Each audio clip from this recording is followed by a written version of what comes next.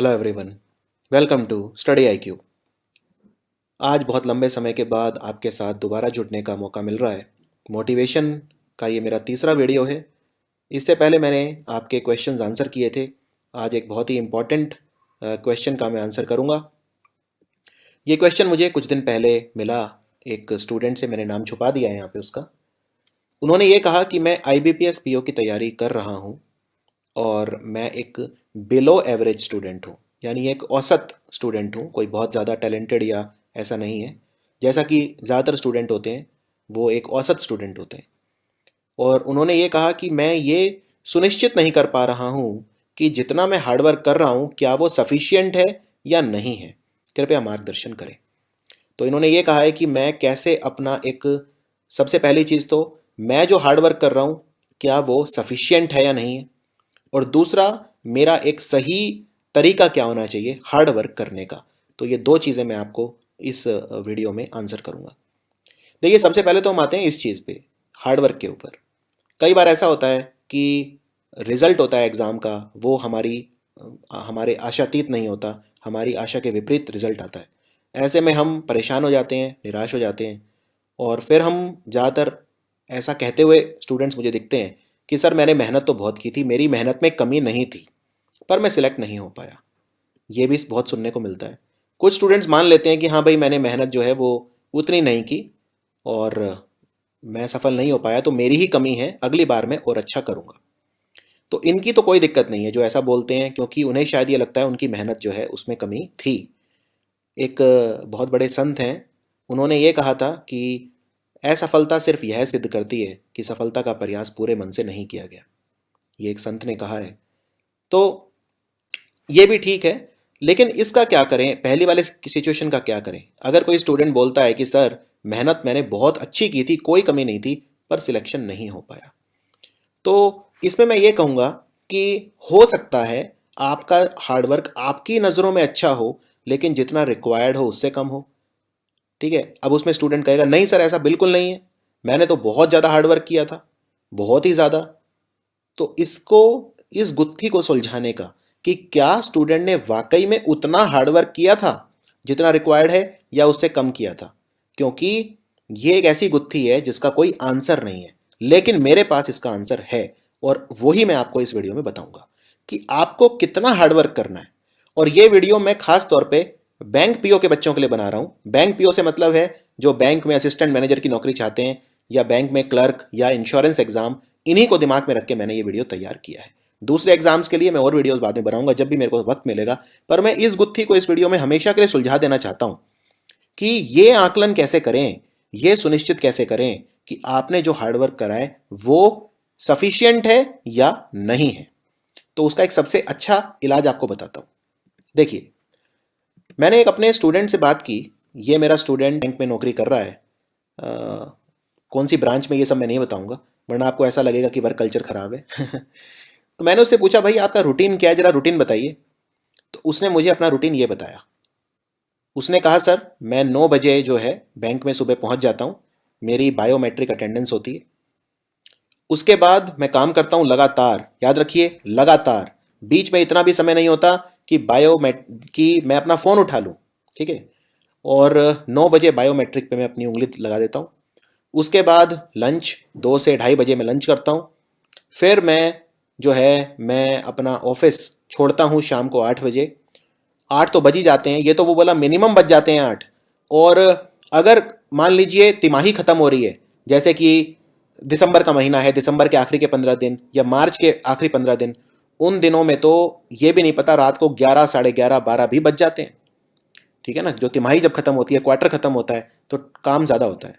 या फिर किसी दिन मान लो कोई कुछ चेकिंग आ रही है या कुछ और कई तरह के काम होते हैं, तो उन दिनों काम बहुत ज़्यादा होता है। लेकिन एक एवरेज डे भी मेरा 7:30-8 बजे ख़त्म होता है। फिर मैं डिनर करता हूँ 8:30 बजे, और मैं अपने रूम में 9 बजे वापस आता हूँ। यानी मैं सुबह का, और ये बैंक से थोड़ा दूर रहता है, थोड़ा दूर मतलब 1 किलोमीटर दूर रहता है, तो घर से 8:30 बजे सुबह निकल जाता है।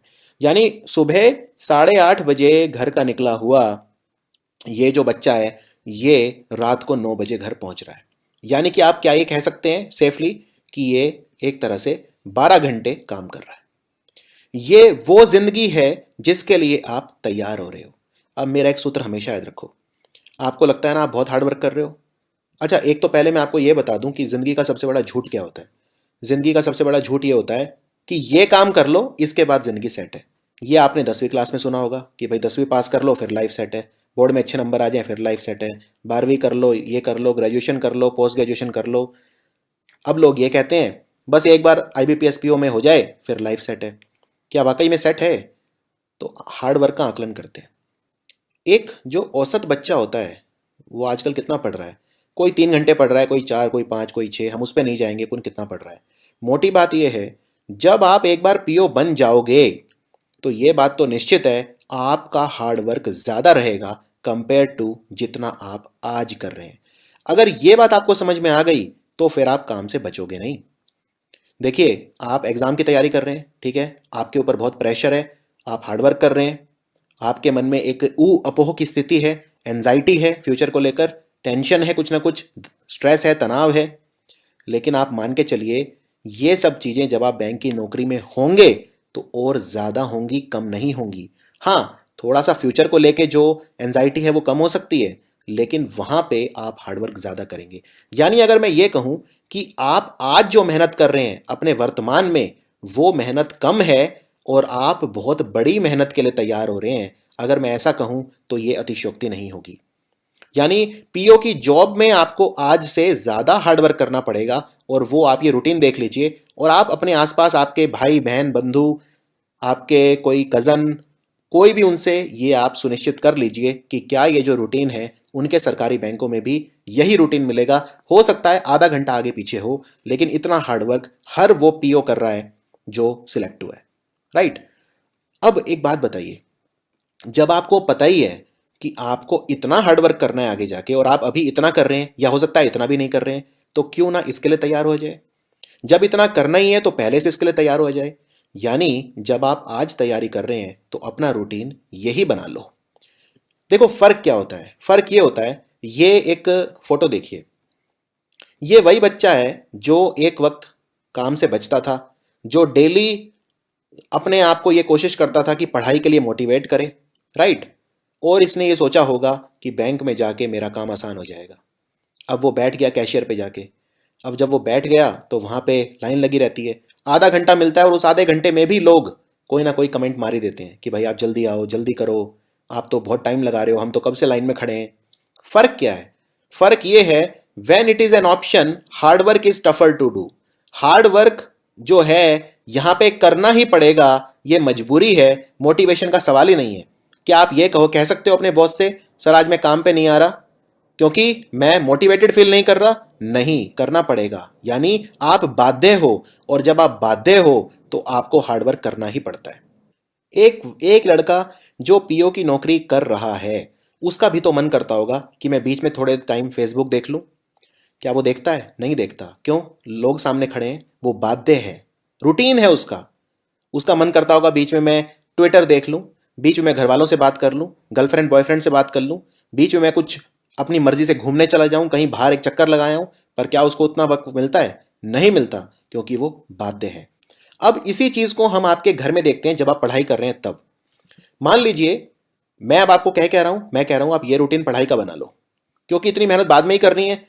अगर आपने ये रूटीन अभी बना लिया तो इसके दो फायदे होंगे, एक आपकी पढ़ाई बहुत ज्यादा होगी, और दूसरा फायदा आगे जब मेहनत आपके सर पे आएगी तो वो आपको परेशान नहीं करेगी, क्योंकि उतनी मेहनत को आप यूज टू हो चुके होंगे। तो आप क्या करो, सुबह बैठ जाओ पढ़ने 9 बजे। उसको ये समझो कि नहीं भाई मेरा तो ये बायोमेट्रिक है, मैं इससे बच नहीं सकता। अगर 9 बजे आपने टाइम रखा है तो 9:30 नहीं होने चाहिए, ठीक है। इसी तरह लंच, लंच के लिए मैं आधा घंटा लूंगा, फिर मैं 8 बजे तक पढ़ूंगा, और मैं अपना ये रूटीन ऐसा बनाऊंगा कि मैं इससे हिलूंगा नहीं।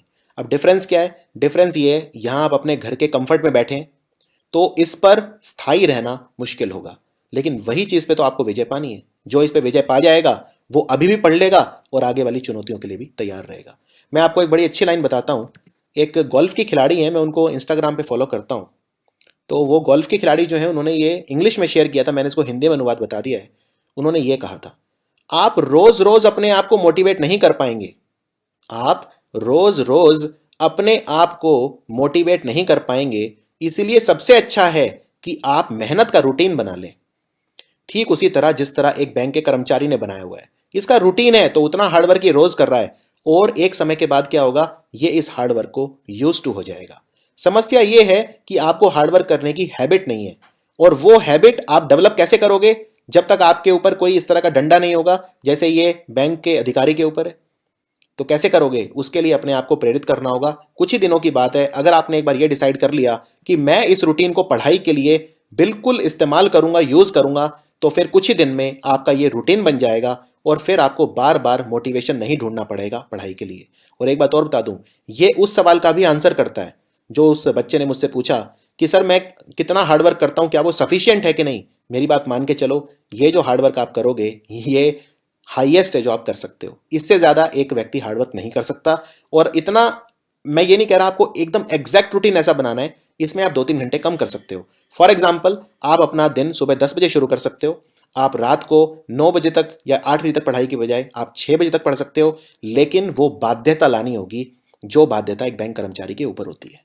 आपको उसमें आपका मन करे कि आपको बीच में फोन देखना है तो मत देखिए। आप ये इमेजिन करिए कि मैं नौकरी में हूं, ये मानसिकता लेकर आइए कि मैं अभी भी नौकरी में हूं, मैं प्रोबेशन में हूं, और बस कुछ समय के बाद जब एनवेलप आ जाएगा तो मुझे बैंक में यही काम करना होगा। ये सोच, ये विचार जब आपके अंदर आ गया तो फिर आप टस से मस नहीं होगे। करके देखिए, कुछ समय करके देखिए, आप आपके ऊपर अप्लाई करके देखिए। अगर इसके आपको सकारात्मक रिजल्ट मिलते हैं तो मुझे कमेंट में लिख के जरूर बताइए। तो बस यही मैं कहना चाहता था। ये वीडियो जो था आज छोटा था, क्योंकि सिर्फ बैंक पीओ के कुछ बच्चे थे, उनकी विशेष क्वेरी के लिए मैंने बनाया था। मेरी नज़र में रूटीन बनाने का बहुत अच्छा तरीका यह है, पहले से ही जिस जीवन की आप कल्पना करते हो उसको अभी से जीना शुरू कर दो। उसकी धीरे धीरे नकल करते करते वो हैबिट आपके अंदर बन जाएगी, और फिर ये वाला जीवन भी सुखमय होगा, नौकरी से पहले का और नौकरी के बाद का भी सुखमय ही सुखमय होगा। So thank you for watching study IQ। Hello everyone, welcome to